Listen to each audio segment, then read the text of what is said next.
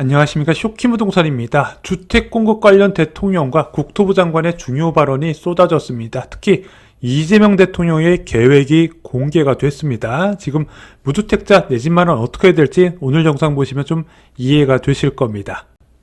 12월 16일 국무회의에서 이재명 대통령의 국토부 차관이 지시를 합니다. 자, 공공임대 인식전환 강조. 그래서 그동안 임대주택을 외곽지역에 저렴하게 작은 면적으로 공급했던 거를 역세권 핵심 지역에 중형면적으로 그리고 고급화해서 지으라고 강조를 했고요. 또 하나 분양 전환 기대에 대한 문제를 제기한 겁니다. 그래서 한 기사 볼게요.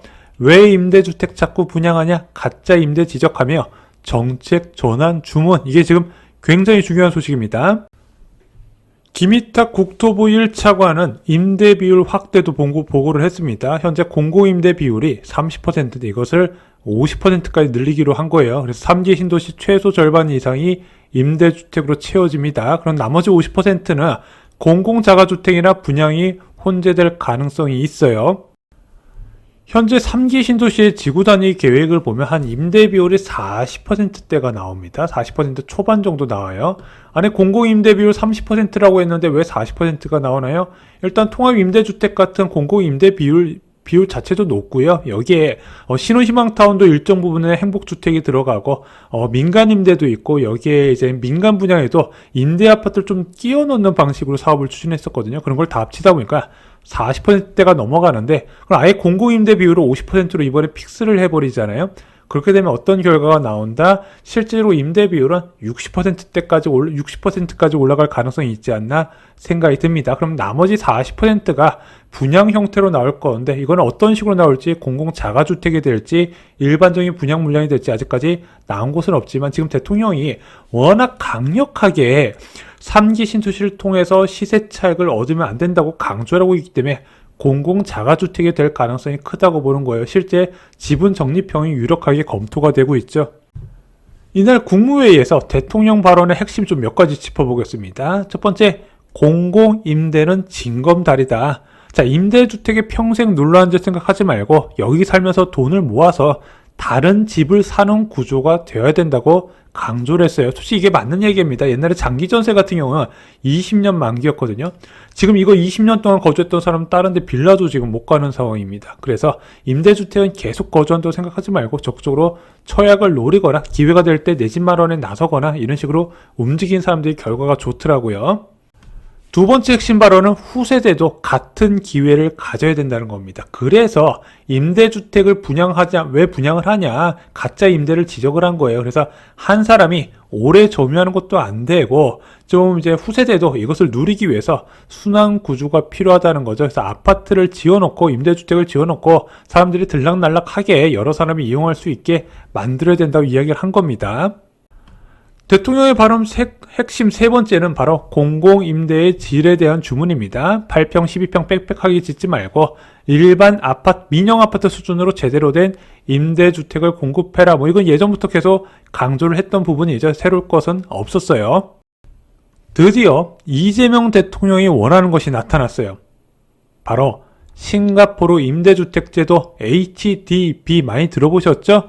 정부 주도의 공공주택 공급으로 국민의 80% 이상이 거주하면서 저렴한 가격으로 주택 소유를 유도하는 강력한 정책입니다. 자, 그런데 이 싱가포르 임대주택 정책, 그래서 공공이 많은 임대주택을 갖고 있어서 필요한 사람들 적시적소에 공급한다는 계획, 제가 볼 때는 이재명 대통령이 3기 신도시의 이런 방식을 원하는 것으로 보여집니다.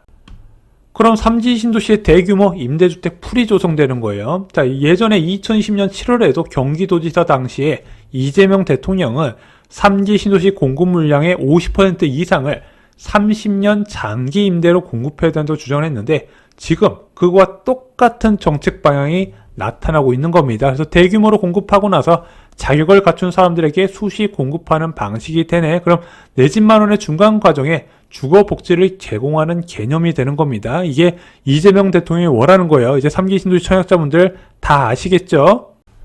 좋은 제도입니다. 자, 그런데 지금 현재 부동산 시장 상황도 좀 알 필요가 있죠. 자, 얼마 전에 남양주 왕속 B17블럭에서 청약이 있었는데 경쟁률이 110대 1이 나왔습니다. 첫 세 자릿수가 나왔는데 알세피 왕숙 신도시는 3기 신도시 중에서 그렇게 선호도가 높은 곳은 아님에도 불구하고 갈수록 청약 경쟁률이 올라가고 있습니다. 그리고 하남 교산 신도시 같은 경우는 자 올해 5월에 청약했을 때 387가구 모집에 무려 7만 8천 명이 몰렸습니다. 최고 경쟁률 366대 1이었어요. 자, 대규모로 공급하는 신도시 경쟁률, 대기 수요가 이렇게 많이 있다는 겁니다. 사람들이 7년 넘게 이것만 기다렸어요. 아니 사전 청약 많이 했었잖아. 사전 청약은요 대부분 소형 면적 중심으로 가다 보니까 뭐 소득 제한 이런 것들이 많이 있어서 넣지 못하는 분들이 많이 있었거든요. 그래서 민간 분양만 기다리는 사람이 꽤 많이 있었어요. 미사 신도시 무주택자 보면 전부 다 이제 교산 신도시 넣는다 그러죠. 일산 지역 무주택자 보면 전부 다 창릉 넣는다 그렇습니다. 실제 그런 대기 수요가 많음에도 불구하고 자 이런 식으로 정책을 바꾸면 어떻게 될 것이냐. 그리고 그럼 이 사람들 청약을 적극적으로 놓고 온전한 내 집을 원하는 사람들이 앞으로 어떤 움직임을 할 것이냐. 그럼 그것이 시장에 어떤 파급 효과를 줄 것인지도 좀 국토부나 대통령실에서 좀 파악할 필요가 있지 않나 생각이 듭니다. 우리 잊으면 안 돼요. 3기 신도시 지정 목표는요. 문재인 정부 당시에 중산층의 아파트 공급 확대를 통해서 수요 분산, 기존 주택 상승 압력을 완화시키려고 했다는 겁니다. 제가 말씀드릴 수 있는 거, 자, 올해 97 공급 대책에서 3기 신도시 관련해서 어떤 발언이 나왔다? 공공성을 강화한다는 이야기가 나오자 그 이후부터 제가 느끼기에는 10억 이하 아파트의 매수세가 크게 확대되고 그게 지금도 이어지고 있습니다. 예전에 다산 신도시 매수 문의할 때 왕숙 걱정하는 분들 많았고요. 미사 신도시 매수할 때 교산지구 걱정하는 사람 많았습니다. 그리고 지축지구나 아니면 향동지구 매수할 때도 창릉지구 걱정하는 분 많았는데 지금은 그런 사람들이 없다는 거예요. 그냥 얘는 그냥 내가 들어갈 수 없는 임대주택이고 기존 주택에 영향을 못 주겠구나. 사람들이 이렇게 생각을 한다는 거죠. 자, 10억 이하 아파트 거래가 증가하면요. 그거는 10억대 아파트의 수요 증가와 연결이 됩니다. 그리고 두 번째 소식 좀 말씀드릴게요. 국토부 장관의 국회 발언이 있었습니다. 김용덕 국토부 장관의 국회 국토위에 출석을 해서 연말 추가 공급 대책 발표 목표임을 확인을 시켜줬는데 문제는 공급은 신뢰가 중요하다. 좀 늦출 수 있다고 이야기를 한 겁니다.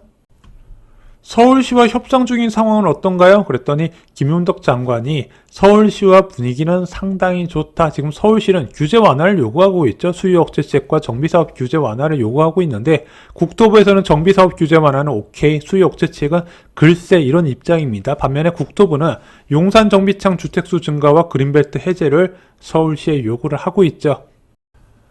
오세훈 서울시장의 발언 저희가 얼마 전에 소개를 해드렸었죠. 서울에 새로운 공급 부지가 나오기는 어렵지만 확보 가능한 부유지를 늘리기 위해 국토부와 서울시가 논의 중이다. 그래서 국토부가 먼저 제시를 했다고 합니다. 먼저 제시한 용지 중에서 절반 정도는 저희와 의견을 함께하면서 공급할 수 있는 단지로 논의가 진전되고 있다. 이렇게까지는 언론에 공개가 됐어요. 아마 국토부 입장에선 좀 부족하다고 느낄 겁니다. 왜냐면 이제 97 공급 대책 이후에 불었던 역풍 기억나시죠? 자, 진짜 97 공급 대책 나오고 나서 집값 올라가는데 무섭더라고요. 좋은 입지에 대규모 공급이 아니면 시장이 다시 불안이 재현될 가능성이 있기 때문에 좋은 입지에 충분한 수량으로 일단 숫자만으로도 좀 크게 늘리고 싶어하는 욕심이 있는 것 같습니다. 그러다 보니까 서울시에서 절반만 수용한 거에 대해서 아직 발표할 시점은 아니다 판단을 하는 것 같아요. 공급 대책에서 가장 중요한 것이 있다 생각합니다. 바로 매수 대기자한테 확신을 줄 수 있는가? 그럼 기다리면 복이 온다는 느낌이 확 와야 되거든요. 이렇게 좋은 입지의 아파트가 언제 내 것이 될 수 있을 것인가? 그에 따른 신호도 같이 줘야겠죠. 그래서 그동안 지금 부동산 시장에서 많은 참여자들이 기다리면 복이 온다고 3기 신도시 때문에 생각을 했다가 지금 어떤 생각을 하고 있냐? 정말 내 것이 될 수 있냐? 여기에 따라 지금 이제 의심을 사람들이 많이 하고 있다는 겁니다. 부동산 공급 대책에서 당위성을 강조하면 안 된다는 사례 여러 차례 말씀을 드렸어요. 부동산 공급 대책에서 가장 중요한 거는 사람들이 원하는 거를 싸고 빠르게 공급하는 게 아닌가 생각이 듭니다. 그리고 3기 신도시 기다리시는 분들도요, 오늘 영상 보시면서 좀 생각을 해보셨으면 좋겠습니다. 또한 사전 청약 당첨되신 분들이 임대 비율이 늘어나는 것에 대해서 걱정을 많이 하시는데요. 일단은 대형 신도시의 공공 분양은요, 무조건 가져가는 겁니다. 무조건 길게 끌고 가시는 게 큰 도움이 돼요. 그래서 그거는 어떤 식으로도 흔들리지 마시고요. 내 것 꼭 움켜쥐시기 바랍니다. 오늘 영상 결론 말씀드리겠습니다. 3기 신도시 임대주택 비율이 30%에서 50%대로 확대가 됩니다. 실질적으로는 60%에 가까울 것으로 예상이 돼요. 자, 이재명 대통령은 과거 경기도지사 시절에 3기 신도시의 임대주택 비율을 50% 이상 늘리고 이것을 30년 장기 임대주택으로 공급해야 된다고 주장을 했습니다. 그러다 보니까 이제 3기 신도시에 싱가포르식 임대주택 제도 HDB가 도입되는 거 아니냐, 지금 이런 움직임이 포착이 됐고 실제 그런 움직임으로 정책이 흘러가는 것 같습니다. 자, 이재명 대통령은 좋은 입지의 상품성 중심을 강조를 했는데 거주 기간은 제한될 것으로 보여져요. 그래서 싱가포르 임대주택처럼 평생 거주하는 것이 아니라 특정 기간을 거주하고 퇴거하고 다른 사람들이 이용하는 이제 임대주택 풀로서 활용이 될 것 같습니다. 자, 김용덕 국토부 장관은 12월 공급 대책이 1월로 미뤄질 가능성이 높다고 이야기를 했습니다. 지금 서울시와 공급대책 관련해서 아직 협의가 덜 된 부분이 공급대책 지연에 연결되지 않았나 생각이 듭니다. 오늘 준비한 소식은 여기까지입니다. 12월 18일 멤버십 영상에서 10억 원 우습게 버는 최고의 투자처에 대해서 소개를 드렸습니다. 현재 가장 수익률이 높은 곳이고 지금 15억에서 25억 사이 투자처 찾는 분들께 이만한 대안은 없다 생각을 합니다. 또한 올림픽파크 포레온의 마지막 매수 기회가 오는 거에 대해서 정리를 드렸습니다. 쇼킹부동산 멤버십은요, 실수요자, 투자자를 위한 별도의 영상을 제작하고 있습니다. 다른 인생을 원하시는 분들께 적극 추천드립니다. 이상 영상 마치겠습니다. 감사합니다.